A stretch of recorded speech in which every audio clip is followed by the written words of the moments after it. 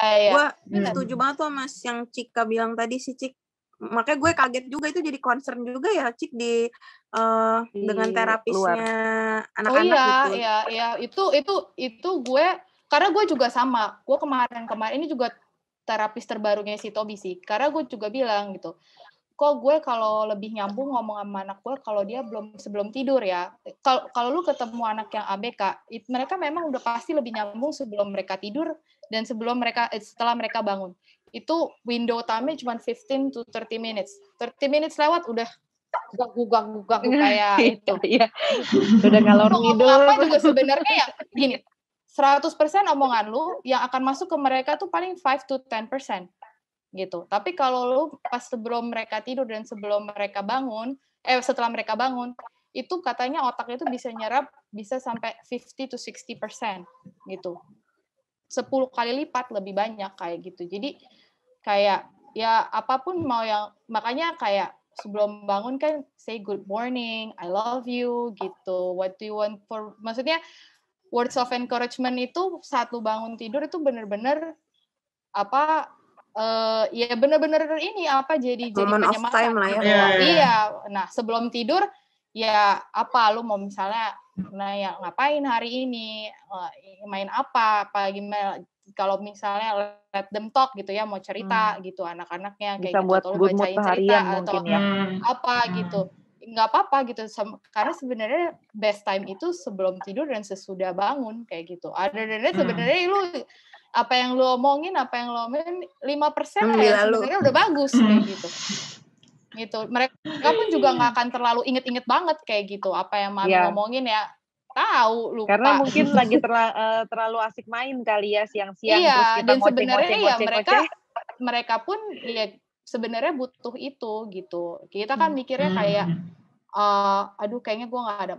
Sekarang gini, siapa sih yang mau diintilin 12 jam berapa itu, apalagi orang yang ada nanti lama-lama mereka juga risih sama lu gitu kan, merisi apa sih gitu kan, dan gitu kan sebenarnya kita nggak pengen juga gitu ke depannya gitu. Thank you tipsnya, berguna banget. Tadi sih Gusti udah nyinggung nih soal sistem parenting, bukan sistem parenting, mungkin kayak ya didikan orang tua lu zaman dulu, terus bersinggungan dengan didikan lu gitu ya, kayak tidak selaras lah. Kalau lu nih Ca, ada nggak hal dari orang tua lu, didikan orang tua lu yang pengen lu terapkan atau sehingga pengen lu ambil lah dari orang tua lu dan lu pengen terapkan ke anak lu, atau mungkin sebaliknya ada hal yang kayaknya ini udah nggak mungkin lagi deh di generasi sekarang atau nggak berfungsi deh kayaknya di anak gua, ada nggak Ca? Kalau gue sih mungkin untuk apa yang mau gue terapkan dulu kali ya. Kalau misalnya apa yang mau gue terapkan dari yang gue dapetin dari orang tua gue adalah orang tua gue dulu memberikan kebebasan sama gue untuk memilih apa yang gue mau. Jadi di situ gue jadi bisa lebih belajar untuk mengenal apa sebenarnya yang gue mau gitu, dan orang tua gue tuh kayak nggak yang memaksa gue pokoknya nanti harus jadi ini ya, gue harus jadi orang yang seperti ini ya, nggak kayak gitu. Jadi memang go with the flow aja, jadi just do what you love to do, that's it gitu. Itu hal yang memang seperti yang tadi gue bilang pengen banget bisa gue terapkan ke anak gue nanti gitu, walaupun memang perjalanannya panjang banget dan nggak gampang untuk bisa mendapatkan karakter anak yang memang fully know what they really want gitu. Tapi gue memang akan mengarah ke sana gitu. Dan kalau untuk apa yang mungkin bertentangan dan nggak pengen gue terapkan ke anak gue nanti adalah mungkin ini mirip sebenarnya sama challenge orang tua zaman baby boomers ya, bahwa kesuksesan itu diukur dari apa yang dicapai oleh orang lain gitu. Jadi memang lebih ke membandingkan anak-anak gitu. Jadi memang kayak kita kan juga dulu sekolah dengan sistem ranking yang kayak gitu kan. Jadi memang ketika ngelihat anak orang lain sukses, pasti ada nih orang tua yang kayak, wah dia hebat ya, kamu kayak dia dong begini gitu. Jadi itu yang sebenarnya nggak ingin gue terapkan ke anak gue nanti, karena apa? Mungkin gue bisa mencapai ke situ gitu. Gue bisa menyenangkan orang tua, karena pada saat itu yang ada di pikiran gue adalah cara gue nyenengin orang tua gue adalah gue mencapai apa yang gue mau. Jadi ya itu, gue bisa dapat prestasi yang lumayan bagus, hal-hal kayak gitu. Tapi pada akhirnya itu terus jadi struggle gue sampai saat ini. Gue sampai detik ini pun gue masih sering melihat kayak diri gue itu diukur dengan kesuksesan orang lain. Jelas nggak sih ini kayak ngomong? Jelas. Gue gue kayak masih sering melihat rumput tetangga lah gitu. Dan itu susah ketika memang itu sudah terbentuk ketika dari kita masih kecil ya. Itu sampai gede menurut gue itu sampai kita dewasa itu susah banget untuk bisa kita benar-benar keluar dari situ. Gitu. Bahkan sebaliknya sih, Cak. Sebaliknya juga bisa terjadi di mana lu di posisi yang ibaratnya punya prestasi besar dan lu diagung-agungkan sebagai sebuah piala gitu. Oh ini anak saya nih punya anak saya nih sekolah di luar kayak gitu. Itu juga bisa menurunkan percaya diri lo malah. Itu malahan bisa menurunkan percaya diri lo instead of gue merasa bangga bahwa gue dinaik-naikan itu loh. Ya benar banget, dan itu yang gue rasain. Gue nggak tahu karena lo juga cerita hal seperti itu ya, jadi mungkin memang karakter orang tua di era kita nih mungkin mirip ya, maksudnya kayak memang ketika memang ada anak yang berprestasi atau misalnya dapat sesuatu hal yang bagus lah, itu cenderung jadiin piala, trofi yang memang diceritain ke semua orang gitu. Dan sebaliknya, Vin, ketika anak orang lain mendapatkan trofi, pasti akan diceritain lagi ke kita dengan sebagai perbandingan gitu. Jadi memang itu sebenarnya udah kayak lingkaran setan aja sih ya, muter-muter aja di situ. Kadang bisa bikin orang merasa di atas, kadang bisa bikin orang merasa di bawah, tapi pada dasarnya adalah orang itu akhirnya mengukur kesuksesan dengan kesuksesan orang lain. Dengan membandingkan dirinya dengan orang lain. Itu sih sebenarnya mungkin hal paling krusial yang pengen banget bisa gue patahkan dari didikan orang tua dulu.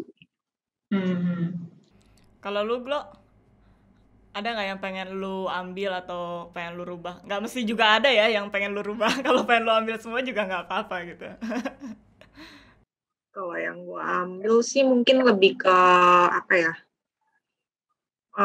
Kayak orang tua gue apa ya? Ya membesarkan gue sama adik gue tuh ya lumayan dalam bentuk keimanannya inilah sebagai bekal untuk gue lah gitu. Ya entah mungkin pas nanti gedenya, maksudnya dari kecilnya dia udah mendidik begitu, tapi ya ntar gedenya misalnya gue mau pindah agama atau apapun, ya pokoknya yang penting lu udah ada pegangan untuk maksudnya ya jadi orang seperti inilah gitu. Jadi ya gue pengen sih nerapin, maksudnya itu untuk sebagai bekal anak gue lah, paling nggak ada pegangan lah untuk kayak arahan hidup lu lah gitu, lo kayak gimana. Sama satu lagi sih mungkin lebih ke apa ya, kayak orang tua gue juga kan gue punya adik gitu. Nah mereka tuh maksudnya nggak pernah beda-bedain lah, maksudnya ini kayak Cici lebih pintar, adik kok begini kayak gitu. Ya lebih ke itu sih, jadinya hubungan gue sama adik gue juga so far sampai udah gede begini tuh nggak pernah ngeribut besar gitu, nggak pernah, maksudnya kita pura-pura aja lah gitu, maksudnya ribut kecil-kecil ada lah, cuman kan yang sampai maksudnya berantem kayak gimana gitu, ya itu nggak ada lah kayak gitu. Ya lebih pengen nerapin ya kurang lebih kayak gitu.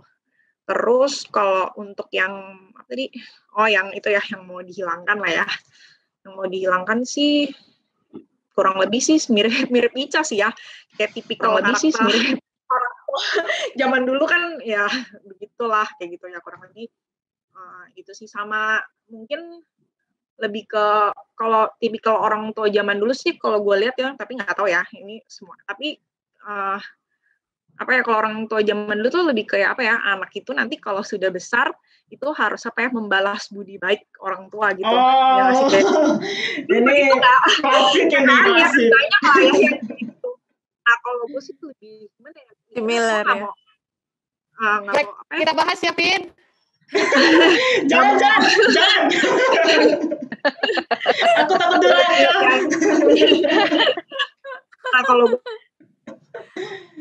ya lanjut, Bro. Ekspektasi gimana pun nanti gedenya harus balas budi atau gimana, karena menurut gue ya kita ngebesarin anak itu memang adalah suatu kewajiban orang tua. Tapi kalau anak itu maksudnya balas budi ke kita atau apa itu sebenarnya menurut gue bukan kewajibannya mereka lah gitu. Ya pokoknya kita berusaha aja jadi orang tua yang terbaik untuk mereka, tapi nggak usah mikir nanti ke depannya dia bakal kayak gimana ke gue atau kayak gimana, nanti kalau kayak gitu kitanya sendiri sih yang kecewa. Kalau gue sih begitu. Pengennya gitu. Yes. Betul banget tuh. Kasih Glory, gue mau nambahin dikit, Vin. Soalnya baru minggu lalu gue ngobrol sama suami, kurang lebih sama kayak yang Glory bilang tadi. Jadi suami gue tuh selalu bilang ke gue, jangan sampai nanti anak-anak tuh merasa kalau dia itu nantinya harus membalas budi baik orang tuanya gitu ya. Jadi ya kan kita nggak tahu ya apakah itu menjadi sebuah tekanan atau enggak buat anak sendiri kan. Apakah ya alhamdulillah kalau dia ikhlas gitu. Tapi kalau dia nggak ingin melakukan itu ya kita jangan memaksa mereka untuk itu. Karena kalau menurut suami gue, balik lagi itu adalah namanya siklus hidup ya.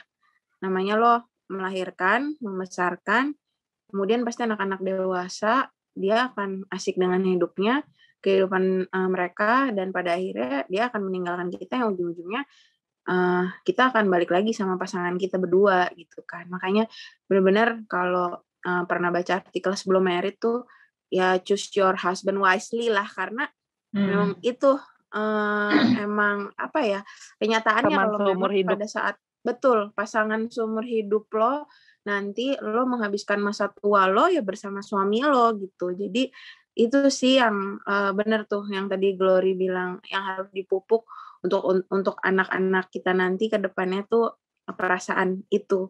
Ya syukur-syukur kalau misalnya anak itu mau melakukan dengan willingly nggak apa-apa. Tapi kalau enggak mah, misalnya udah sekolah luar negeri gitu, enggak mah aku pengen stay di sini aja, aku ngerasa aku lebih berkembang gitu di sini. Udah kita harus menerima itu dengan ikhlas gitu.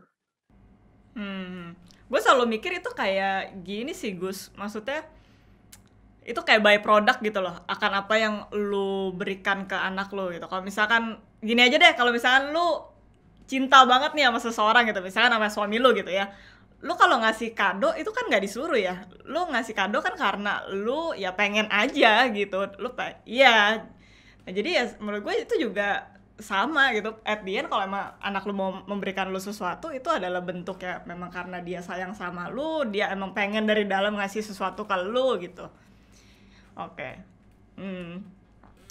Oh enggak, itu aja sih. Gue juga pernah memang stuck gitu, kayak mikir wah ini orang tua gue kok kayak mikir yang kayak tadi lu apa durhaka lah atau nggak balas budi gitu. Tapi di saat gue ada mikir ke poin situ, gue teringat sih yang lu pernah cerita itu, pernah bilang sih mungkin itu memang kapasitasnya orang tua menyayangi di situ gitu. Kalau gue remind lagi kata-kata lu, ya mungkin benar itu orang tua nggak ada maksud ke situ, tapi mungkin cara mengungkapkan sayangnya dia tuh di situ gitu.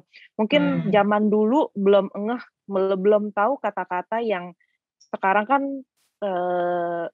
udah mulai kayak yang lebih ke mental health dan mulai di campaign misalnya ya positif, stay positif kan jauh-jauh yang negatif gitu.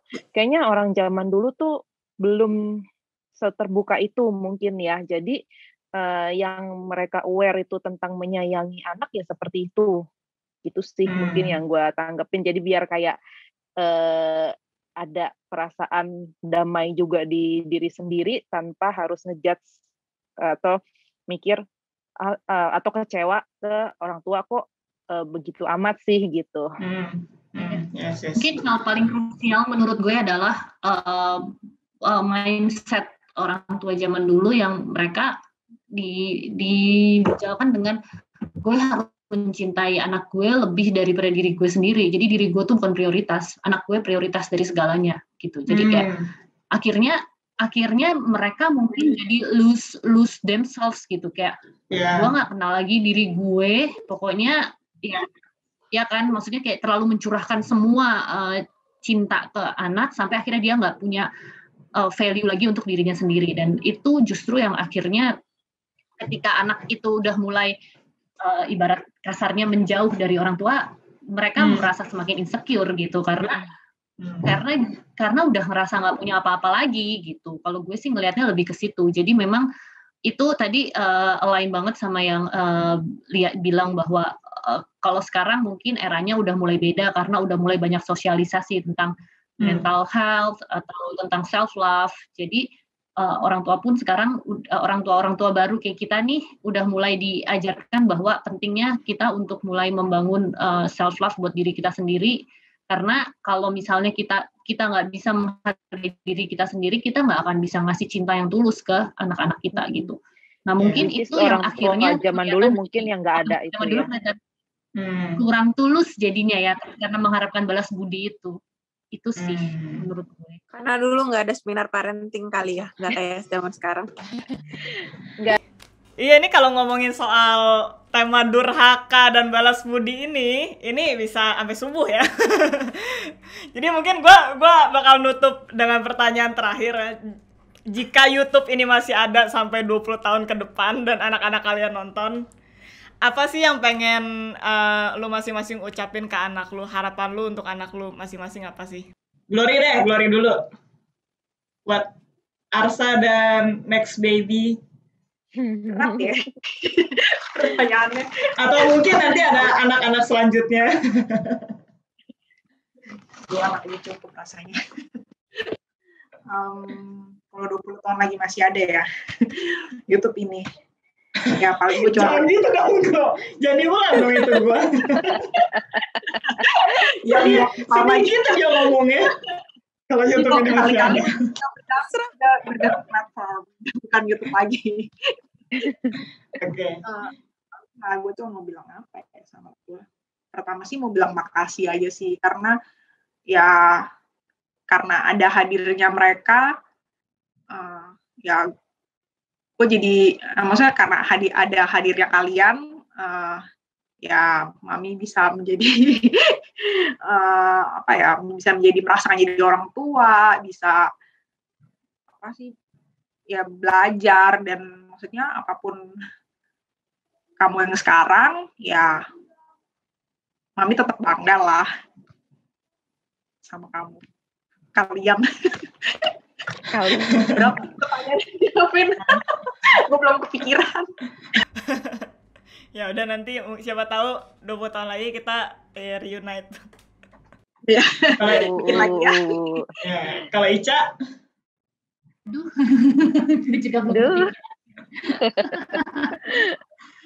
Apa ya? Gue karena yang terlintas aja cara spontan. Gue akan menyampaikan bahwa whatever happened for you during these tough times, apapun yang lo rasain, karena 20 tahun lagi berarti anak gue kan 25 ya. Itu lagi masa-masa yang mungkin cukup berat pencarian jati diri buat mereka gitu. Jadi whatever happens, apapun yang orang katakan tentang lu, just stand still and be proud of yourself. Udah itu aja. Jadi kayak you are worth it, you are loved, dan kalian berharga gitu. Jadi just be yourself, just be proud of whatever you are. Itu sih. Yes. Kalau terima kasih nanti aku sampaikan ketika anak gue menikah aja, mungkin sesi lain ya. Oke. YouTube kata-katanya. Kalau Gus? Kalau gue, ya benar sih. Berarti kan 20 tahun lagi anak gue 24, 25 ya. Jadi lagi mencari jati diri. Ya mungkin pada saat itu kamu lagi merasa kalau nggak ada orang yang bisa ngertiin kamu, bahkan orang tua kamu sendiri.